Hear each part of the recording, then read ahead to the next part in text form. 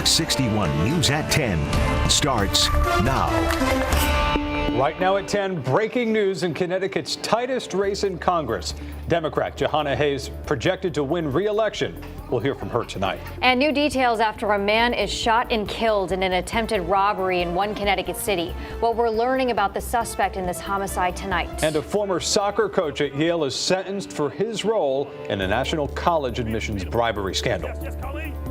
Well, right now we are following that breaking news tonight in Connecticut's tightest race for Congress. The Associated Press is projecting that Democratic Congresswoman Jahana Hayes will win re-election. Good evening and thanks for joining us. I'm Jen Bernstein. And I'm Ben Goldman. The Secretary of the State says that he was waiting on the town of Salisbury to put its numbers in. The AP made its call shortly after that. Fox 61's Tony Black joins us live in Waterbury tonight after he spoke with Congresswoman Hayes, who declared victory this evening. Tony. Yeah, Ben and Jen, nearly 24 hours since those polls closed here in Connecticut, and Representative Jahana Hayes has officially secured the spot for Connecticut's 5th congressional district, beating Republican challenger George Logan. Now, many expected this to be a tight race, and it was. The AP calling that she won this race by just under 2,000 votes, and Hayes herself knew that this would be a tight race. She said she trusts the process here in Connecticut and was waiting for those official numbers to come in before she made any comment. The Secretary of the State's office says while this is a close race, it does not meet the threshold needed to automatically declare a recount for the race, meaning Hayes has officially won another term in office. I did ask her, though, if she thinks Logan may file a lawsuit as he cannot call for a recount. She said that is a choice of his. Hayes' victory marks a clean sweep of this election for all 5 of Connecticut's incumbent representatives. She said she's proud of the delegation representing the state in Washington, 5 Democratic representatives and 2 Democratic senators. When I asked what she would say to those in her district, whether they voted for her or not, she said thank you, that she's their congresswoman and that she will work for them. I'm tired, but excited. I knew it was going to be a close race. I didn't know it was going to be this close, but I was willing to fight. It's fighting fifth. Everybody knows that, and I think that just in spite of everything, like I said, they threw everything and the kitchen sink at me and put millions of dollars into a race. So this wasn't a race. This was different from my other races because this wasn't me against my opponent. This wasn't a race between 2 people fighting to represent this district. This was a race between me and, national super PACs. George Logan will be holding a press conference tomorrow at 10 o'clock. He did not release any other statement or comment beyond that. So again, 24 hours since polls closed, Representative Jahana Hayes claiming victory in the 5th and final congressional district here in Connecticut. Live in Waterbury, Tony Black, Fox 61 News. All right, Tony, thank you very much. And new tonight, as Governor Ned Lamont secures another term in office, he could be considering extending Connecticut's gas tax cut. We're told the gas tax holiday is set to expire on December 1st and was implemented as prices at the pump rose to record highs this spring and summer.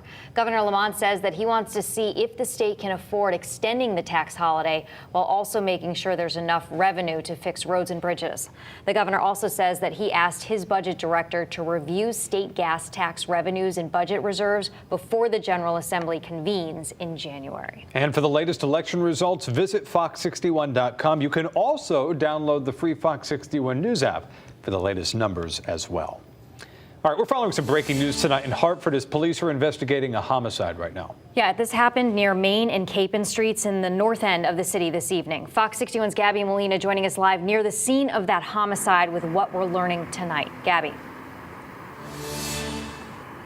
Ben, Jen, still very limited details at this point about what happened here, but like you said, Hartford police are investigating a homicide, and you can see behind me that there is still a very active scene here. This is happening on Main Street at the intersection with Capon Street, but Main Street is blocked off for several blocks at this point. Investigators, some of them still just arriving to the scene at this point, so still a lot of questions that we're hoping police will be able to answer for us soon. This is the second homicide in Hartford this week, though, so a very busy week for Hartford police. We are going to continue to follow this. We are expecting an update from Hartford police soon, so stay with Fox 61 for those updates as we get them. Live in Hartford, Gabby Molina, Fox 61 News. All right, Gabby, thank you. Well, we have a weather watch alert tonight. It's been sunny out there and cooler, but we are expecting some changes. Changes are coming. Chief Meteorologist Rachel Frank with a first look at the forecast. Hi, Rach. Hi, guys. Dry tomorrow with lots of sunshine, but we are awaiting some rain and wind from the remnants of Hurricane Nicole. We are not going to get hit by a hurricane or even a tropical storm, but a cold front's going to pick up some of Nicole's remnants and try to bring them north. But this is where the storm is located right now. Winds of 75 miles per hour. It has not made landfall yet, but it's close. It's going to be a little bit after midnight near Fort Pierce and the Vero Beach area. After that, the storm will weaken into a tropical storm, could actually go into the Gulf of Mexico briefly and make a second landfall near the Big Bend area. And after that, notice after about Friday at 7, no more updates from the National Hurricane Center, because by that point, a cold front's going to be picking up that storm, going to be breaking it apart, but sending that moisture north in its place. So we are talking about quite a bit of rainfall in the order of 1 to 2 inches of it. Some showers starting as we head through Friday afternoon, but I think the heaviest rain and the worst wind for us will come Friday night through around daybreak Saturday morning. We could see wind gusts up to 35, 45 miles per hour, with those higher gusts more likely as you head towards the Connecticut shoreline, and it could be a bit higher for southeastern Connecticut for those in New London County. So in terms of impacts, we're not expecting anything major, but a few outages are possible, again, especially towards the shoreline and southeastern Connecticut. And also with a lot of leaves on the grounds, there could be some poor drainage issues, as some of them are kind of clogging storm drains as well. Tonight, we're looking at temperatures in the 30s to right around 40 degrees. Tomorrow looks beautiful. Lots of sunshine, and after a quick dip in the temperatures, we are already right back up into the mid-60s. Coming up in just a little bit, we'll take you through the future radar, really help you plan out your Friday into the start of the weekend. I know there's so much going on this weekend. We'll get you through it. Full forecast coming up. All right, Rachel, thank you. We have new details tonight after a 61-year-old man was shot and killed during an attempted robbery that happened in New Haven. Police now searching for the suspect. Fox 61's Gabby Molina has the latest on the investigation.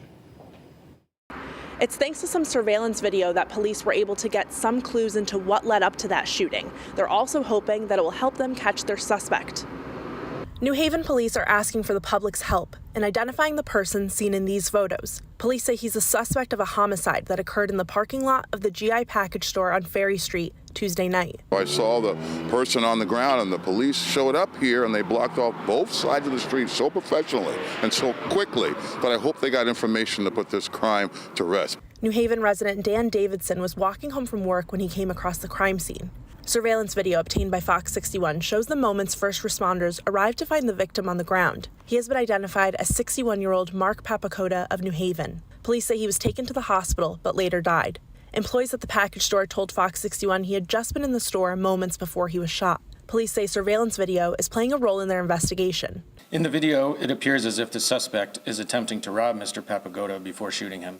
The incident leaving people in the Fairhaven neighborhood feeling unsettled. There's a real neighborly view, and people don't want problems here. And if they see someone giving or starting problems, they're going to verbalize it because they care about the neighborhood. But overall, this has been a less violent year in the city. So far this year, we have had 10 homicides. At this time last year, we had 24 homicides, giving us a 59% decrease in homicides.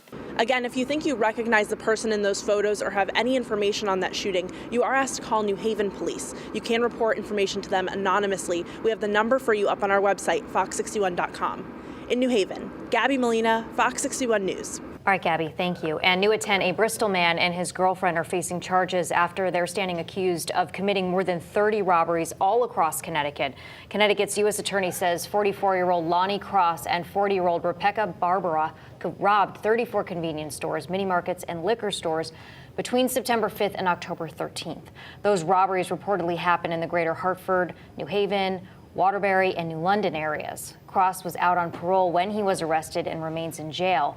Barbera is free on $10,000 bond. New at 10 tonight, a former Yale women's soccer coach is sentenced for his role in a nationwide college admissions bribery scandal. Rudy Meredith pleaded guilty to wire fraud in March of 2019. He admitted to taking hundreds of thousands of dollars in bribes to help students get into Ivy League universities as soccer recruits. His cooperation led to the FBI eventually finding the mastermind behind the scheme. Meredith was sentenced today to 5 months in prison. Waterbury police arrested a man who they say hit 2 police cruisers during a traffic stop. There we go. Bang out. Go for it. He's going for it.